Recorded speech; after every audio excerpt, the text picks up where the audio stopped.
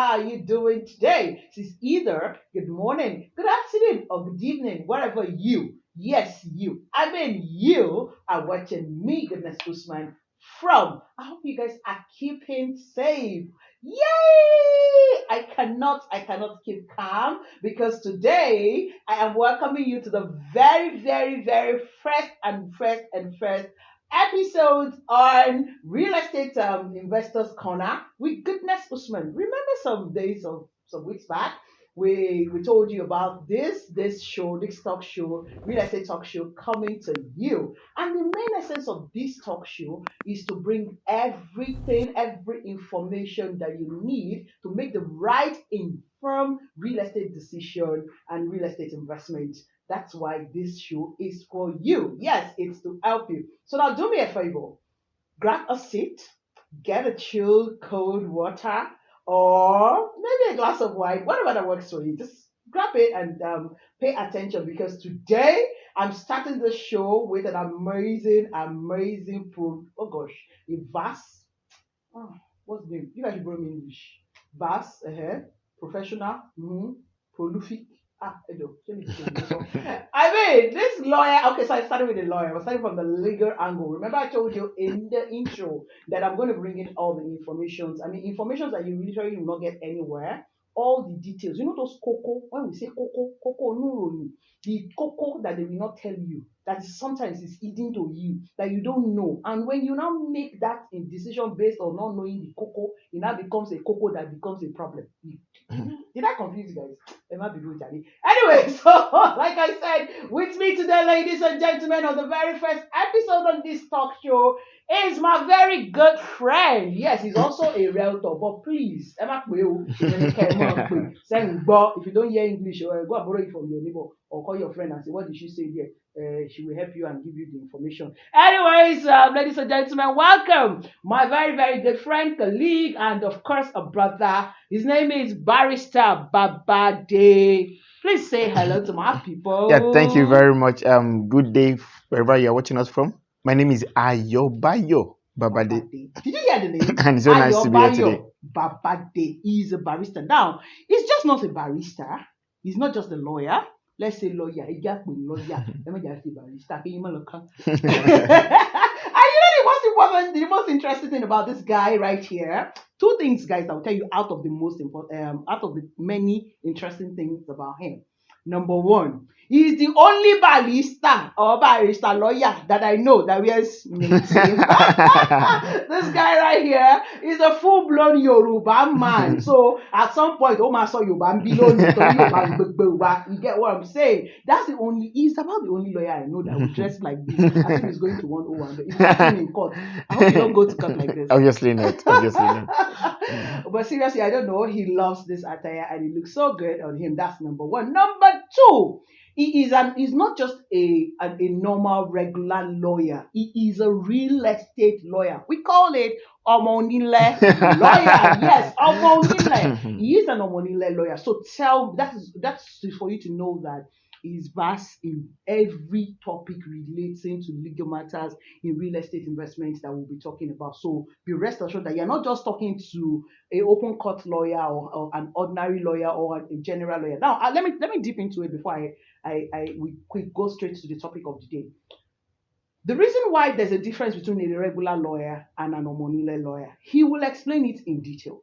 So that it's not going to be something that is goodness that he's talking about. You know, remember, I normally say that the reason for this show is also to bring professionals on board to talk about it. So you're hearing it from a lawyer's angle, a practicing lawyer's angle. Not that goodness read something or he told me something. Of course, he's part of the people that educate us. But then when you're hearing it from him directly, it's better rather, and you can quote him anywhere. You probably might not be able to hold me to where I'm not a lawyer. I'm just a realtor. Anyway, okay, so welcome once again. Yeah, thank you so very much. It's so nice to be here, and I would say I commend your energy and your passion in real estate, as it were. Yeah, so it's so nice to be here, and I look forward to the questions and to see how best we can educate our viewers to make the best decisions in real estate. Thank you for having me. Thank you for coming. You're welcome. In fact, I gave me a very short period of notice, and he showed up. So I really appreciate this. Okay, so on today's episode, we're just going to go into it. we're going to be talking about land titles. I know it's a subject we cannot overemphasize on True. because daily new investors are coming into the real estate market. Even some existing investors still do not understand some of these land titles. So he's going to start to tell us the types of the land titles. Then we will now break those land titles. He's going to explain it in details, the types of the land titles, so that you can know. So when you're buying a property, either it's a house or a land, when they tell you about the land title, you know that you're coming from a place of being informed and you're taking your decision based on the right information that you have. So please go ahead and tell us what the types of land titles, the types of titles. Let's not restrict ourselves. Both land and houses. Please tell Okay, us. yeah. I think so. Basically, a starting point is first of all to understand the legal principles relating to titles, and Okay. a simple legal principle is what we in law we call quid plantator solo sedi. Obereo. What that means is that he that owns the land owns everything on it, Okay. and so that's why land titles and house titles are pretty much the same thing because the person that owns the land Owns owns the what is on building it. that is on that land. What's Uh, that to me? quick Quick. quid plantator solo sedi. Yeah, basically he that owns the land owns everything on it. That's what that means. You guys can rewind it, I guess. Because No problem. So that's the starting point. And so we're going to examine a number of. So the first we look at is because we are going to look at what people call land titles and then explain them as it were. So the okay, first you would normally see, or we start from the lowest and then or what people consider as the lowest, and then we'll move on from there. okay, First is what we call the survey plan. okay, The second we'll look at is what we call people call excision. okay, The third, gazette. okay. The fourth, we look at the CFO. Mhm. Look at the fifth, a governor's consent, and the sixth, government land allocation. So we look at them one after the other, and so that we can look at what rights one can derive from each of those titles and Mhm. how best one can go about it. So the first we're looking look at is a survey plan. Okay. Basically, there are argument among professionals as to whether a survey plan is a title to land. And Hmm. then one of the rationales behind that is because of the fact that titles to land, one of the things that makes a title to land a title is because it is assuring. Okay. And so for but a survey plan, because of the nature of that title, Okay. that assuring quality is not there as it were. What I mean is Hmm. that, for example, you can only have one CFO on a piece of land. You can only Mhm. have one consent per time on a piece of land. Mhm. But you can have 100 survey plans on the On a same piece piece of of land. land. As long as the surveyor goes to the land, measures it, and lodges a copy at the general office, you can have 10 registered survey on the same portion of land. And, Hmm. and to that extent, professionals have said that that is not an assuring title to land, so they don't consider it as a title. Guys, did you hear that? But they say that there are two sides to the argument. So Okay. the other side is that based on the fact that a survey plan is, if it's registered, Mhm. you can get a copy of it at the survey general's office to show that yes, a copy of the survey plan is lodged. Then you can Mhm. say to that extent it protects in some way. And now there are also things or new things that are coming up to protect that title as it were. So into that extent, some have argued that it's Is also it it a is a title to title? land. But whatever, Hmm. but to make it more assuring is to have all the additional titles which you have mentioned apart from the survey plan alone to give the eventual buyer more rest in that title. Okay, so let me get this right because we see a Amoye. lot of lands now in Epe, Ibejuleki, even in some part of Aja, you see they say even in Ikoyi, you see they say registered survey. Yeah. So what it literally means is whether there's a period title on it or not, Mm. can it be registered?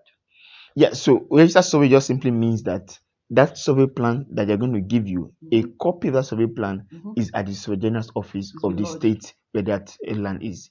So Mm-hmm. in that into that extent, like to that extent, so if you do a search, for example, you Mm-hmm. will see that copy, you should see that copy at the survey general's office. Okay, so that's really beautiful because I know that a lot of people will give me a call and say, so goodness, they said it's registered survey and deed. Is it safe to buy? So I understand this your explanation. I'm so sure everybody watching us right now understand this explanation, but I need you to affirm that it's not a is it a title or not? Because is it safe for them to now say, okay, somebody wants to sell land to me in Ibejuleki or anywhere. Let's not use any location in particular, and they say it's a registered survey. Is it safe to buy such a property? So the basic truth is, so safe or not, it depends also on the other titles that that property has. So Okay. if it's registered survey and then there are other titles that he has that is more Mhm. assuring, then you can, which I explain further. I mean, in other episodes, then you can see it's more assuring. But if it's just registered survey alone, it has, Okay. and even like I want us to be sure that is a registered survey, because there are two types of survey. We have what we call the registered survey, and then Mhm. they use the regular survey Okay. or unregistered survey. Yeah, Okay. or what some people call provisional Provisional survey. survey. Sure. Okay, so what that just simply means is that there is no copy of that survey lodge. So it's only the surveyor's office and your office or your house that the Mhm. copies are. No Mhm. copies in the surveyor's office. Okay. So in that case, then that's just a provisional survey. But if it's a registered survey, there's a copy lodged in surveyor's office, Okay. and then you can always do a search to find it out. But whether or not one should buy, it has to be, there are other factors that you should need to consider before saying one should buy or one should not buy. Did you guys hear that? Mm. There are other factors you should consider. So if they come to you and say a land has registered survey, is the registered survey and deed? The question is, does it have an excision or does it what's the title? So Exactly. don't just agree to a land saying it has a registered survey and deed. It really literally does not mean anything if there's no other things. That's what he just clarified for the I know that, but he you just heard it from his mouth directly. But I need him to go further into explaining the provisional survey and the registered survey. What is the advantage to clients now, Yeah. investors who buy a property and they're issued registered survey? Mm. They're issued a registered survey which is lodged in Land Surveyors General Yeah, yeah. Office in Alausa, as against not a lodged one. What's the difference? Yeah, basically, so the difference is also the level of protection you would get. Risk. So if it's registered, you Mhm. should know that anybody that wants to buy it and just does a search on that survey would see a copy lodged in surveyor's office. So that Mhm. gives more assurance to whoever wants to buy or for that buy, as it were. So that just one major advantage Advantage that it to. has. And one other Mm. thing you should need to understand is that, so even and when you say survey, I'm sure most people, if you've not seen one, you can just Mhm. simply go and just see a survey plan in Nigeria as well. Mhm. So you see Survey plan. the blue copy, you would see the name of the parties, the location where the party is located, and the local government it is. And so some even put the stamp falls within acquisition or not within acquisition. But Okay. and number of that in the name of the surveyor that drafted it or that drew it, I mean, and then the is subcon stamp and all that, just to just show that yes it is. And then when you just understand that even in from the name, you need Mhm. to now know that you have to not take this thing serious. Because for Mhm. example, like I would say, if it's a couple that is Mhm. buying, it has to be both names in full has to be written. So don't have to just put Mr. and Mrs. Okay. XYZ, for example. It has to Mhm. be Mr. If it's usually Mr. Chukuma Musa Ajale Koko and Mrs. Mrs. Fetia Oluwagbomi Ajale Koko, so that at least those two names are written in full from the survey plan to other documents that you're As going it to were. have, In fact, as we're it going were. to treat that Yeah, as another topic, yeah, as to legal documentation for couples, exactly. family members, Yeah, daughter to father, yeah, will and all of those things. We're yeah. going to get into see, guys, it's a whole full package right here. It's a full package. So hey, just relax and enjoy this show with us. However, before letting out this survey, maybe letting go rather, I still have a couple of questions because I'm asking you this question based on the frequently asked questions I get from clients over time. It's like a Mm, recycled question yeah. they get to still ask you. Now, you tell us the difference, the most important reason why your survey has to be lodged. So now tell us the details. So if I happen to have bought a land now and I didn't know I didn't even know there's a survey that is supposed to be registered or not. So I bought the land and I realized it's a professional survey. Yeah. Now I know that professional survey is always written on it. Yeah. Not Not all. all So cases. Okay, one so way how to do I note know? it Okay. is in the plan number. Mm-hmm. Some you can just Mm-hmm. put PROV or there's the other at the ILA slash PROV or Mm-hmm. somewhere. Mm-hmm. It's provisional. They put it or some put a stamp on it and all that. Mm-hmm. But there are some that they don't. This is Nigeria is a very interesting Mm-hmm. country. Mm-hmm. As obviously there are times when it could even look like original. There are times when I go to Virginia Hospital and then there's a fight between the client and the surveyor who collected money for Or registered study survey and survey. didn't register it and Wow. did everything. So there are many times we've seen such arguments of people coming to find out if it's registered and they find out that it's not registered and things like that. So things like that also happen that it looks registered, but but it's it's not not. registered. So what it So means is for you to the way you can only know is to go and look for it in yeah, so lands. one of the ways to know is to provide what we call an evidence of lodgement. So the surveyor who do the survey plan, you request for an evidence of lodgement from him, and then with that and the survey plan, you can go to the registrar's office to find out if indeed that survey plan was lodged. Okay, so I'll take that further now. So it means that all of these estates that we market, because like I said, he's also a realtor, Mm. we have to go ask for a lodgement letter. Is that Mm, what that means? no, Because not when they give us register survey for our clients, how do we come from the place of knowing that there's a is registered? yeah. So like I said, so which is what you notice. So the surveyor who did the survey plan Mhm. would have an evidence of lodgement for lodging. So most time it may not be just for that particular client, it can be probably a set of clients, like Okay, 20 so we still have to clients. go back to the client, to The the surveyor, company, the because we don't know company, the yeah, surveyor. all the We'll have to survey. go back to the company and Mm, ask for the yeah. evidence. Or Okay, you can so even most times the name of the surveyor and probably his phone number is often written on the on the survey plan. survey, You can okay, just put a call trying to say, can and you just ask send her. it to him, Oh, okay, and that's then he fine. can So send that to you. you have heard that. Now, the last question on this subject matter is how do we now? So I know that it's a register, and I already now know that I have a provisional survey. So if I'm going to now lodge it in an house, how do you know what the process is? So is this the surveyor who drafts this, who drew the survey plan, Mhm. is the one that would take it through Alausa So it's to done by it's by surveyors, yeah. surveyors, So you not can a just lawyer. walk into nobody. You So can you walk, can do it yeah. So yourself. it It has to is, be a surveyor that yeah, will go do that for you. exactly. So guys, did you hear that? So if you have a survey that is not registered, please don't go and be calling a lawyer. If you call Babade, Babade will help you call. Barrister Babade will help you call a surveyor that he knows. And if you call me, of course, I'm just going to direct you from.